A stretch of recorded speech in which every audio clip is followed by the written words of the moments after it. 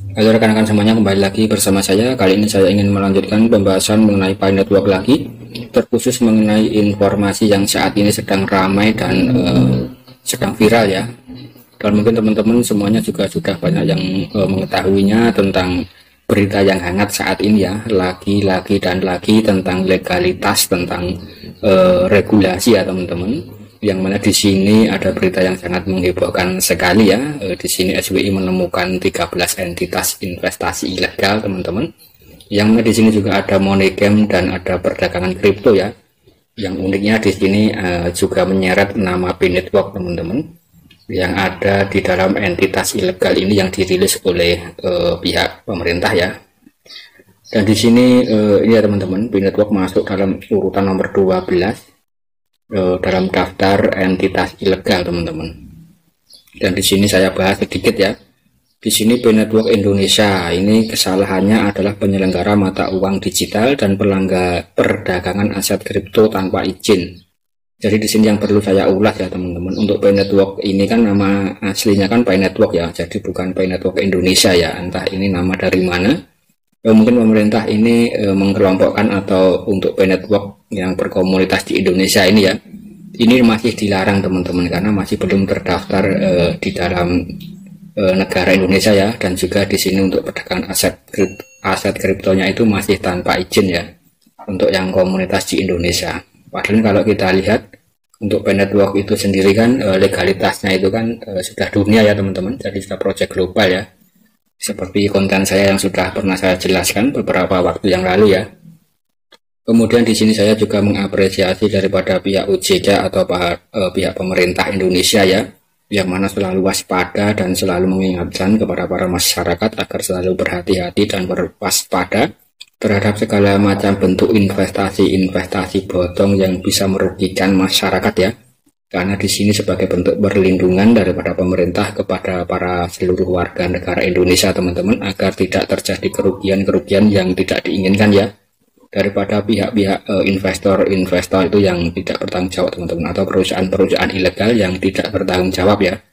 Maka dari situ harus ada yang namanya izin atau legalitas, kurang lebih seperti itu teman-teman.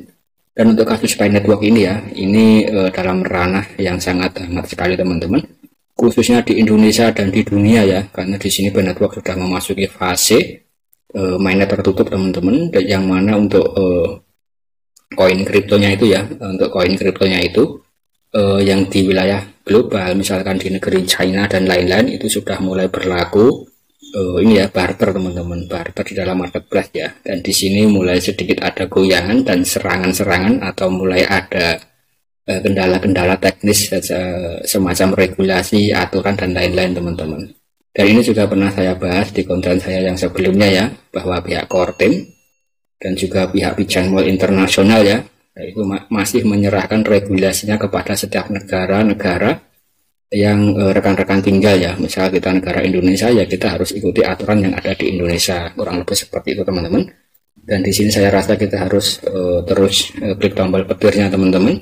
Suatu saat nanti Pi Network itu juga ketika sudah besar ya, ketika sudah listing, nanti kita sudah bisa gunakan untuk koin itu teman-teman. Dan untuk legalitas ya, kita tinggal menunggu saja pihak Pi Network ya, atau mungkin nanti ke depan ada perwakilan daripada Pi Network Indonesia yang akan mengurus daripada permasalahan perizinan di Indonesia ini teman-teman. Dan seperti konten saya yang sebelumnya yang pernah saya bahas tentang aturan dan regulasi kripto yang ada di Indonesia ya, dan itu diperbolehkan sebagai aset digital dan aset komoditas teman-teman, artinya sebagai bentuk aset ya, itu bisa diperdagangkan teman-teman, dan itu dilegalkan alias boleh ya. Yang dilarang itu adalah penggunaan mata uang selain rupiah di Indonesia, itu yang dilarang teman-teman, sebagai alat tukar ya, itu yang masih dilarang di Indonesia. Dan untuk penggunaannya terhadap Pi Network, nah itu masih menjadi suatu masalah teman-teman, dan itu harus bisa diselesaikan ya daripada pihak Pi Network dan juga pihak pemerintah. Dan saran dari saya selalu klik tombol petirnya teman-teman, dan kita tunggu saja perkembangan berikutnya ya. Ketika nanti koin Pi sudah listing, secara otomatis itu akan memiliki nilai dan harga dan otomatis teman-teman juga memiliki nilai dan aset yang ada di dalam koin crypto Pi Network teman-teman semuanya ya. Itu nanti bisa diperjualbelikan dalam bentuk mata uang fiat dan lain-lain setelah sudah open mainnet ya. Dan ini baru fase awal teman-teman. Oke rekan-rekan, ini sebagai bentuk informasi penseimbang dan juga bentuk informasi kepada rekan-rekan semuanya, para crypto-cryptoyer, para penambang, para mining ya, silahkan dibaca dan silahkan disimak ini sampai akhir teman-teman.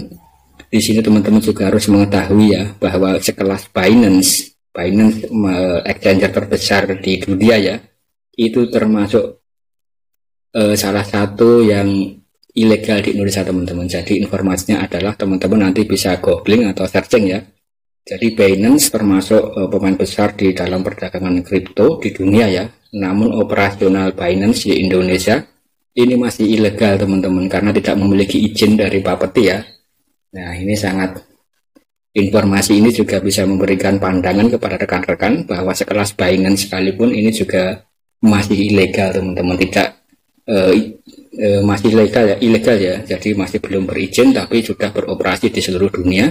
Dan bahkan saya yakin semua pemain-pemain kripto di Indonesia termasuk siapapun itu ya pernah bertransaksi di dalam exchanger Binance ini teman-teman. Dan teman-teman juga bisa bayangkan sendiri ya, ini merupakan proyek global dan di Indonesia itu ilegal, sama seperti kasus yang kemarin tentang beberapa waktu yang lalu ya tentang PayPal teman-teman. Teman-teman juga bisa membayangkan ya tentang PayPal, sekelas PayPal ya, itu merupakan salah satu alat pembayaran ya, itu kan semacam bank digital teman-teman, dan itu di Indonesia masih belum terdaftar dan ilegal ya, padahal itu kelasnya sudah global dan sudah banyak sekali pengguna-pengguna di Indonesia ya. Itu artinya ketika belum izin di Indonesia ya itu ilegal, dan artinya pihak ini ya PayPal itu harus mengikuti regulasi yang ada di Indonesia ya. Jadi pihak PayPal diberi kesempatan, diberi waktu untuk membuat izin di Indonesia teman-teman, kurang lebih seperti itu ya. Itu hanya untuk mendeteksi pergerakan daripada pemerintah Indonesia teman-teman, untuk melindungi semua warganya ya. Dan untuk kasus Pi Network lagi-lagi ini masih di awal teman-teman.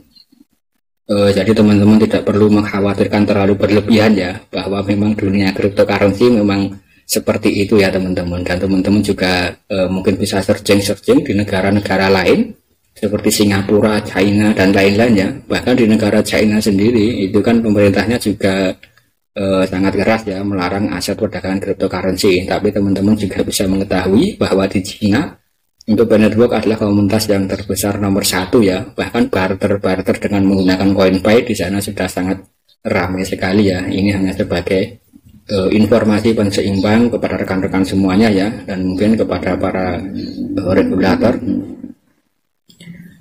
regulator atau kepada para pembuat regulasi ini ya, ini mungkin bisa dipelajari lebih jauh lagi tentang Pi Network dan juga tentang aset kripto yang lain-lain ya. Ini sebagai pandangan ke depan teman-teman, bahwa dunia itu sudah berubah eranya ya. Jadi eranya sekarang sudah era internet, era Web3, dan sudah sangat maju dan canggih teman-teman. Dan kita apakah harus menolak menolak teknologi, ataukah kita bisa menggandeng teknologi itu untuk kehidupan yang lebih baik lagi. Kalau seperti itu ya.